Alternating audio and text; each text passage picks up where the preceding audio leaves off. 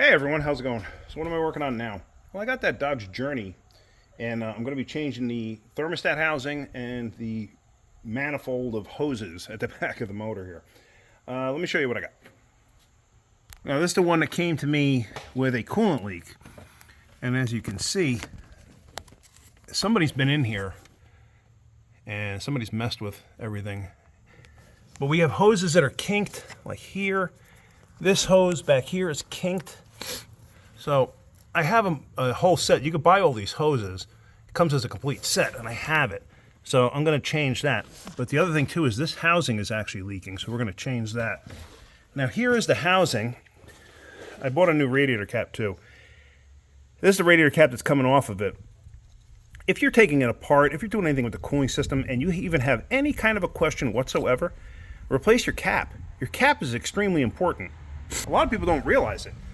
But if the cap hangs up, you could push coolant out of the system and then coolant never goes back into the system because it works as a valve. And like this one is probably 16 psi. I can't read it. It's all boogered up. 15 psi. And what happens is after 15 psi of pressure come into the cooling system, it pushes coolant out into the overflow tank.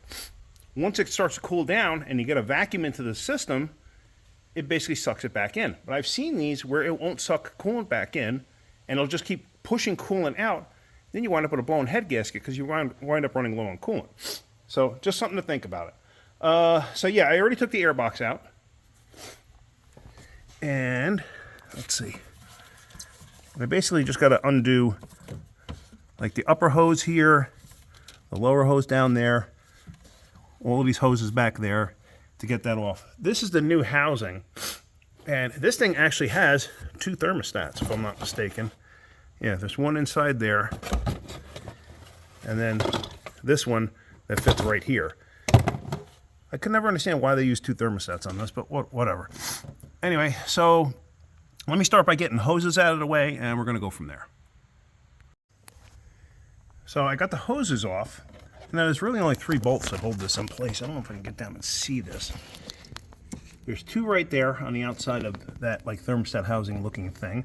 And then there's one down in here, which I can get onto, like such. I did already break everything free, so that's hanging out on there. So now I just got to get these bolts out, now that the hoses are off, and then this whole thing should come right out.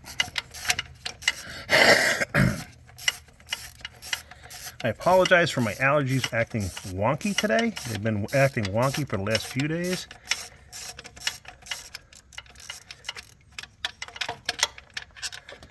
Alright, so there's one bolt.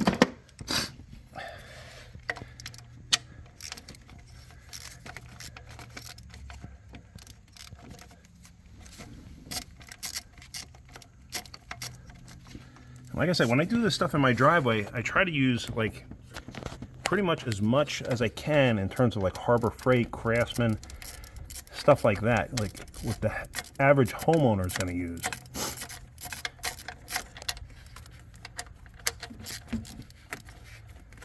Obviously, I do have like leftover type snap-on stuff, you know, stuff that I've replaced at work, and I just take the old stuff and bring home.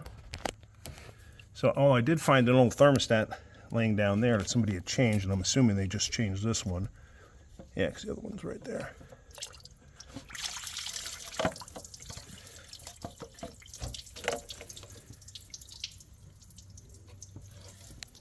Yeah. Okay.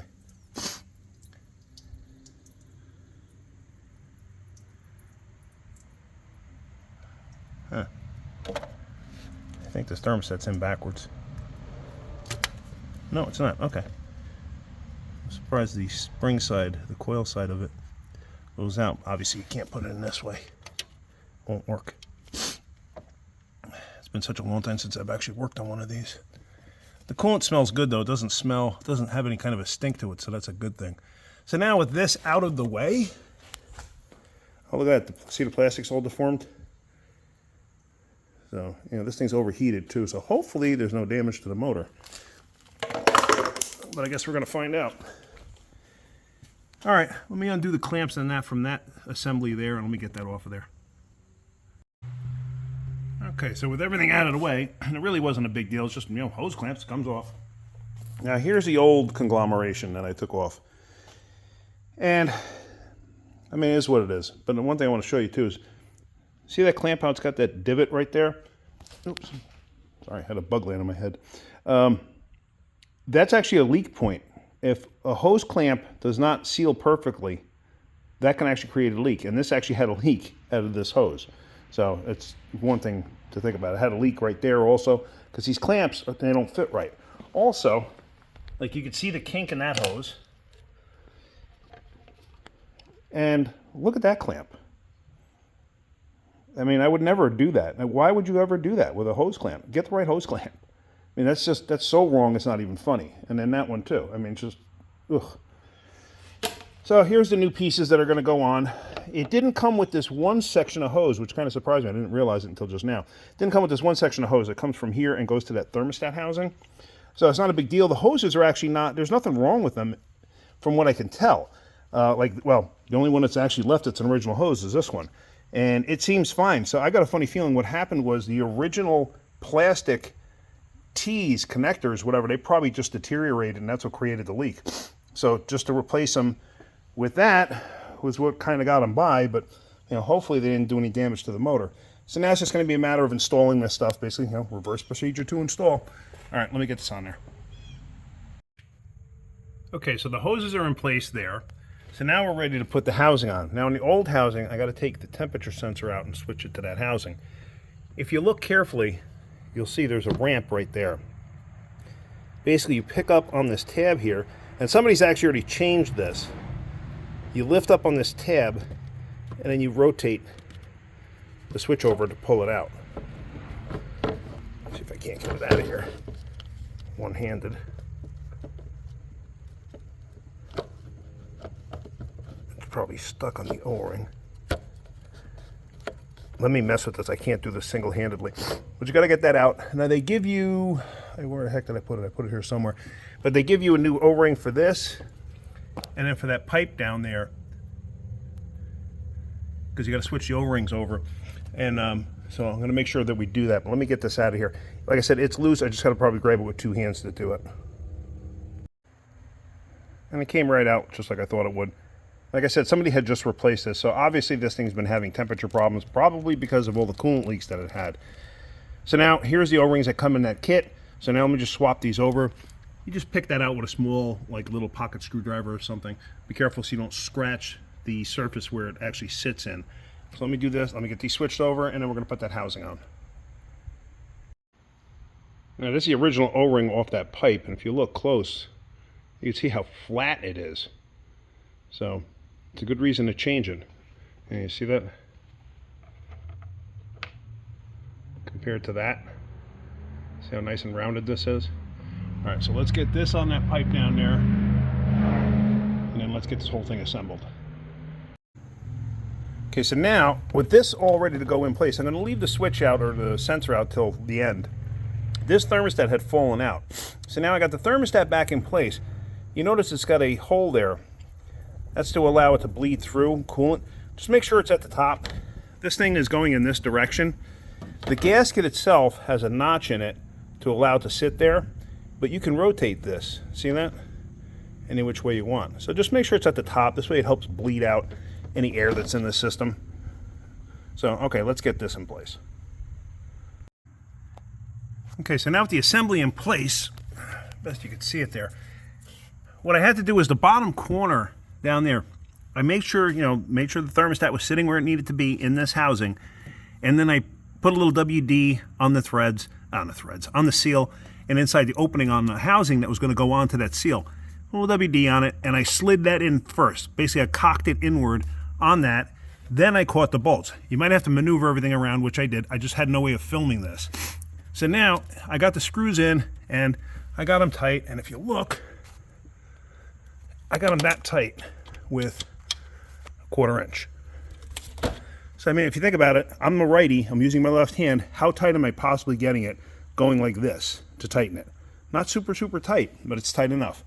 You don't have to go bear crazy tightening these things up. So now, all I gotta do is hook the hoses back up, put that sensor in. I'm gonna put a drop of WD on the sensor before I drop it in place. This way the seal slides in nicely. In fact, maybe I could do that right now while you're watching. Hang on a second. Okay, so there we go. There's the sensor. And so go something like that. In, and then you rotate it.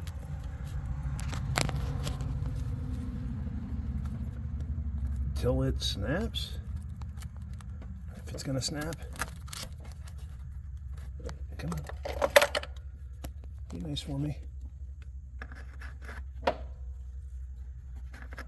It's fighting me a little bit. Oh, maybe it did go all the way in. Hold on, I can't even see it. Hang on a second. Oh, it did go all the way in. I'm sorry, I didn't even see that. It is all the way in. All right. So we can plug that in, and like I said, let's hook the hoses up. Make sure all our clamps are tight. I know that silver clamp down there is not tight yet.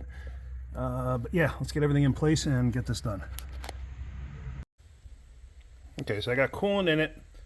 And basically I added straight up coolant because it was pretty much all water in there. So I figure the water that's in the bottom of the block mixed with the concentrated coolant at this point, it should mix out fine. So I had about 3/4 of a gallon. I got almost 3/4 of a gallon in there. All right, so let's start this up. It already had a check engine light on, but this is for the intake air temperature sensor, so it'll throw a light on for that regardless, or set a code, I should say. But I'm not concerned about it because I got to clear the codes that are in it anyway. So let's start this thing up. And I know it had cat codes. I was told about that from the owner.